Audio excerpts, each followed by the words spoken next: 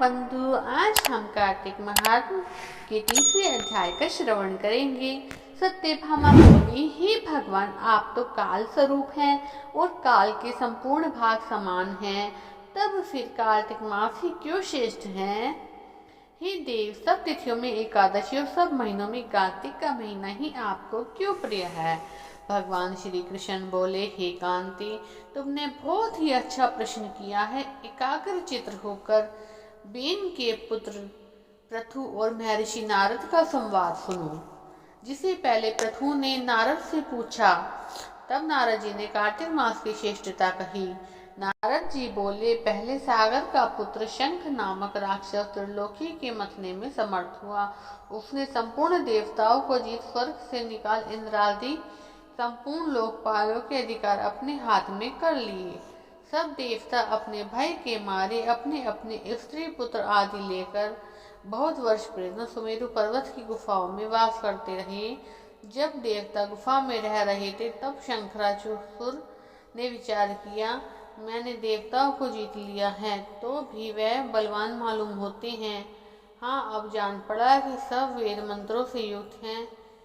इससे उसके वेद मंत्रों का हरण करने से वे सब बलहीन हो जाएंगे। ऐसा विचार कर वे असुर विष्णु भगवान को नींद से ग्रस्त देख स्वयं ब्रह्मा जी के लोक में जाकर वहां से वेदों को भी निकाल कर चलने को तत्पर हुआ। तब वे उसके भय के मारे यज्ञ के मंत्र और बीज समेत जल में प्रवेश कर गए। तब तो वह शंखासुर भी उन्हें ढूंढता हुआ समुद्र के भीतर विचरने लगा, परंतु वे वेद एक स्थान पर कहीं भी प्राप्त न हुए। पीछे से ब्रह्मा जी सब देवताओं को संग ले और पूजा की सामग्री इकट्ठी कर वैकुंठ में विष्णु भगवान की शरण में गए। वहां उनके जगाने के निमित्त सब देवता गाजे बजाने लगे और गंध धूप बार बार देने लगे। उनकी भक्ति से संतुष्ट होकर भगवान ने नेत्र खोले। तब सब देवताओं ने विष्णु भगवान के दर्शन किए और षडोपचार से पूजा करके दंडवत पृथ्वी पर गिर पड़े। तब तो माधव भगवान उनसे कहने लगे, हे देवगण, मैं तुम्हारे भजन कीर्तन आदि कार्यों से प्रसन्न हुआ हूँ। मैं आप लोगों की मनोकामना अवश्य ही पूर्ण करूँगा। अश्विन शुक्ल पक्ष की एकादशी से देव उठनी एकादशी तक पहर भर रात्रि रहे। तब से जो मनुष्य तुम्हारी तरह भजन और कीर्तन करेंगे, वह मुझे प्रसन्न कर मुझे प्राप्त होंगे। शंखासुर जिस वेदों को हर लाया है, वह सब जल में स्थित हैं। उन्हें मैं शंखासुर को मारकर लाऊंगा। अब से बीज मंत्र समेत सब वेद वार्षिक कार्तिक के महीने में सदा जल में निवास करेंगे। मत्स्य रूप धारण कर मैं जल में जाता हूँ। तुम संपूर्ण मुनियों को लेकर संग जाओ।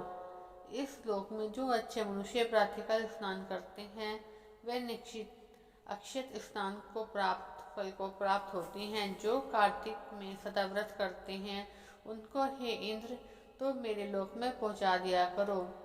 हे यम, तुम सदा उनकी विघ्नों से रक्षा करते रहो। हे वरुण, तुम उनको पुत्र पौत्र आदि देते रहो। हे कुबेर, तुम उनको धन वृद्धि करो, जिससे यह मेरा रूप धारण करके साक्षात जीवन मुक्त हो जाए।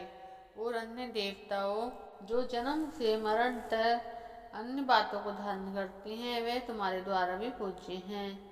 जैसे तुमने मुझे एकादशी को जगाया है, इसलिए यह तिथि सदा मनाने योग्य है। इसलिए एकादशी को इतना महत्व भगवान विष्णु ने बताया है।